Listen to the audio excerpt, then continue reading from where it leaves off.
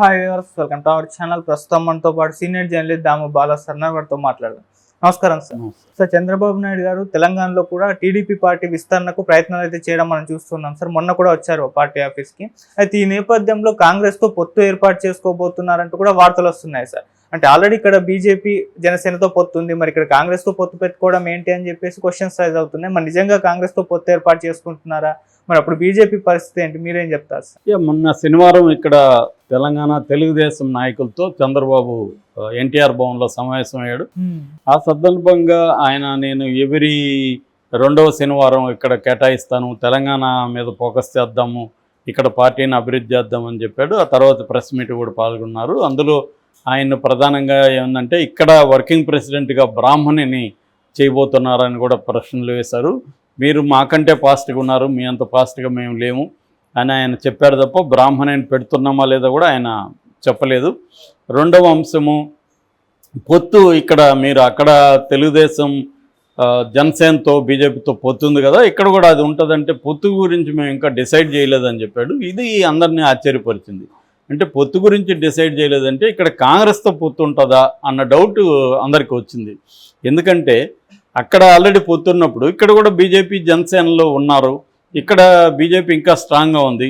నిజానికి బీజేపీ తెలుగుదేశం కలిసి జనసేన కలిస్తే ఇక్కడ మళ్ళీ ఈ కూటమి అధికారంలోకి వచ్చే పరిస్థితి కూడా ఉంది. ఎందుకంటే బీఆర్ఎస్ వీక్ అయింది. బీఆర్ఎస్లో నుంచి అనేక మంది కాంగ్రెస్లోకి పోలేని నాయకులు కూడా చాలామంది ఉన్నారు. గతంలో తెలుగుదేశంలో ఉండి బీఆర్ఎస్లో చేరిన వాళ్ళు చాలామంది ఉన్నారు. వాళ్ళందరినీ కూడా తెలుగుదేశం లాగొచ్చు. తెలుగుదేశం బీజేపీ కూటమి కానీ బలంగా ఉందనుకుంటే ఈవెన్ కాంగ్రెస్ నుంచి కూడా కొంతమంది జంప్ అయ్యే అవకాశాలు ఉంటాయి అసంతృప్తితో.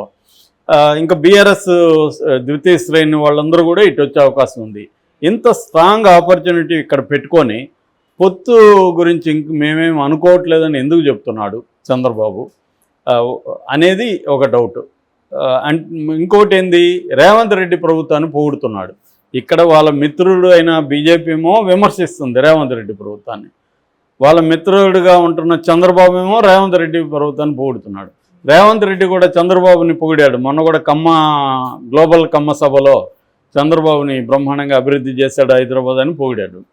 సో ఇలాగ వీళ్ళిద్దరూ పరస్పర పొగడతలు వ్యవహారాలు. రెండోది పొత్తు మేము ఇంకా తేల్చుకోలేకపోతున్నాం అనడం. ఇవన్నీ చూస్తే గతంలో కూడా ఇక్కడ కాంగ్రెస్ గెలవడానికి కూడా తెలుగుదేశం రోల్ చాలా ఉంది.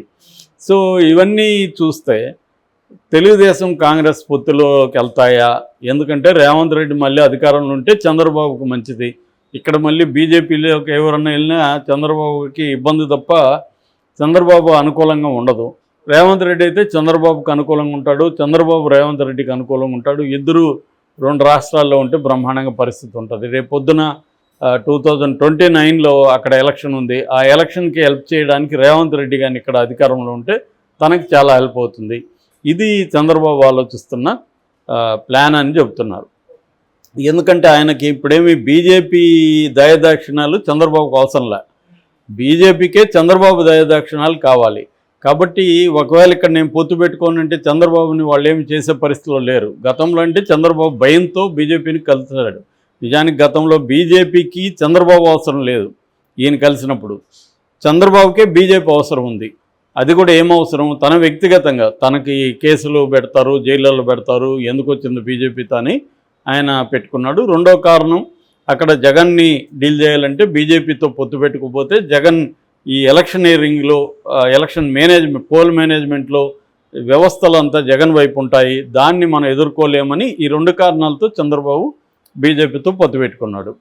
సో ఇప్పుడు ఆయన ఆలోచిస్తుండేది ఏంటి, ఇక్కడ తెలంగాణలో కాంగ్రెస్తో పొత్తులో ఉంటే మళ్ళీ కాంగ్రెస్ అధికారంలోకి వస్తే మనకి కాంగ్రెస్ తెలుగుదేశం జాయింట్గా ఇక్కడ పొత్తు పెట్టుకోవచ్చు, ఆయా రాష్ట్ర ప్రయోజనాలను పెట్టి మేము పెట్టుకుంటున్నామని చెప్పొచ్చు. ఆయనకి ఏంటంటే నేషనల్ ఇంట్రెస్ట్, నేషనల్ పార్టీ ఏం లేదు.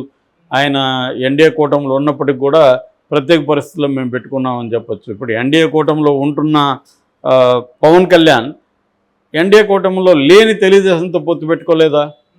అదేవిధంగా చంద్రబాబు కూడా ఎన్డీఏ కూటమిలో లేని కాంగ్రెస్తో పొత్తు పెట్టుకోవచ్చు కదా. రేపొద్దున జరగదని ఏం లేదు. రాజకీయాల్లో ఇవాళ నువ్వు ఏ లాజిక్ని ఎవడు ఫాలో కాడు, ఎవడికి ఏది ప్రయోజనమో అదే ఫాలో అవుతాడు తప్ప లాజిక్ లేదు, సిద్ధాంతం లేదు, ఇంకోటి ఏది లేదు. కాబట్టి క్లియర్గా చంద్రబాబు తన ప్రయోజనాలకు అనుగుణంగా ఉంటాడు. ఇదొకటి. రెండవది, జగన్ని కాంగ్రెస్ వైపు పంపించకుండా ఉండాలంటే కూడా కాంగ్రెస్తో ఇక్కడ గెలిస్తే రేపొద్దున జగన్ కూటమిలోకి వెళ్ళడానికి కాంగ్రెస్ మోకాలు అడ్డుపడవచ్చు. అది కూడా చంద్రబాబు స్ట్రాటజీ ఉండొచ్చు. ఎందుకంటే జగన్ ఇప్పుడు కూటమిలోకి వెళ్ళాలనే ప్లాన్లో ఉన్నాడు. దాన్ని అడ్డుకోవాలంటే మీకు నేను ఇక్కడ అండగా ఉంటాను, మళ్ళీ వస్తుంది. ఒక కండిషను, జగన్ను మీరు చేర్చుకోకండి. ఇప్పుడు జగన్ అవసరం కాంగ్రెస్కి ఏముంటుంది? అక్కడేమీ అవసరం లేదు. అక్కడికి ఇప్పటికిప్పుడు జగన్తో పొత్తు పెట్టుకొని వాళ్ళు అధికారంలోకి వచ్చే పరిస్థితి ఆంధ్రాలో లేదు. ఇంకా నేషనల్ లెవెల్లో జగన్తో అవసరం ఏమి లేదు. కాబట్టి కాంగ్రెస్ ఏం ఆలోచిస్తుంది? తెలంగాణలో మళ్ళీ మన అధికారం ఉంటే మనకు ఉండేదే 3 రాష్ట్రాలు. ఈ 3 రాష్ట్రాలు నిలబెట్టుకోవాలంటే తెలంగాణలో రేవంత్ రెడ్డి చంద్రబాబు కలిస్తే రేపొద్దున మళ్ళీ అధికారంలోకి వచ్చే అవకాశం ఉంది. అప్పుడు ఏం చేస్తాడు చంద్రబాబు? ఇటు బీజేపీలో ఎవరైనా ఉంటే వాళ్ళని కూడా లాగొచ్చు, బీఆర్ఎస్లో ఉండే వాళ్ళని కూడా సగం అటు ఇటు పంచుకోవచ్చు.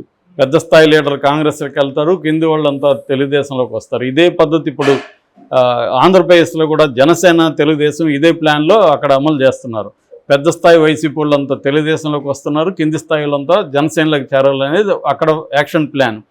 అదే యాక్షన్ ప్లాన్ తెలంగాణలో కూడా అమలు చేస్తే అప్పుడు కాంగ్రెస్కి హెల్ప్ అవుతుంది, కాంగ్రెస్ జగన్ని రానివ్వదు, చంద్రబాబుకి ఇక్కడ హెల్ప్ అవుతుంది, బీజేపీ కూడా భయంతో ఉంటుంది. ఇది చంద్రబాబు గేమ్ ప్లాన్ అని చెప్తున్నారు. ఇది నిజమా కాదో మనకు తెలియదు, కానీ ఈ గేమ్ ప్లాన్ అయితే మాత్రం పర్ఫెక్ట్గా ఉంది చంద్రబాబుది. ఎందుకంటే బీజేపీకి భయపడాల్సిన అవసరం లేదు, బీజేపీనే చంద్రబాబు అవసరం ఉంది కాబట్టి బీజేపీ వాళ్ళే భయంతో ఉండాలి. కాబట్టి చంద్రబాబు నేను నా అవసరాల రీత్యా, లేకపోతే ఆయన చెప్పే భాషలో రాష్ట్ర అవసరాల రీత్యా ఆంధ్రప్రదేశ్లో మీతో ఉన్నాను, తెలంగాణ రాష్ట్ర అవసరాల రీత్యా నేను కాంగ్రెస్లో ఉంటాను అని రేపు పొద్దున్న చెప్పచ్చు. సో అందుకని ముందు ఆయన ప్లాన్ ఏంటంటే ఇప్పటికిప్పుడు తెలుగుదేశంలో చేరతామనుకున్నా కూడా ఆయన లేదు కాంగ్రెస్లోకి వెళ్ళండి అని చెప్తున్నట్టుగా కూడా చెప్తున్నారు. కొంతమంది ఎమ్మెల్యేల మధ్య బీఆర్ఎస్ ఎమ్మెల్యేలు కలిసినా కూడా మీరు కాంగ్రెస్లోకి వెళ్ళండి అని ఆయన చెప్పినట్టుగా తెలుస్తుంది. అంటే తెలుగుదేశంలో కంటే కూడా కాంగ్రెస్ని బలోపేతం చేయాలి, తెలుగుదేశం సెకండ్ రోల్ ఇక్కడ ప్లే చేయాలి అనేది ఆయనకున్న అండర్స్టాండింగ్. సో దీనివల్ల ఇక్కడ తమ ప్రభుత్వం ఉంటుంది, ఆంధ్రప్రదేశ్లో ఎట్లాగో బీజేపీకి వేరే గతి లేదు కాబట్టి తనతో ఉండాలి.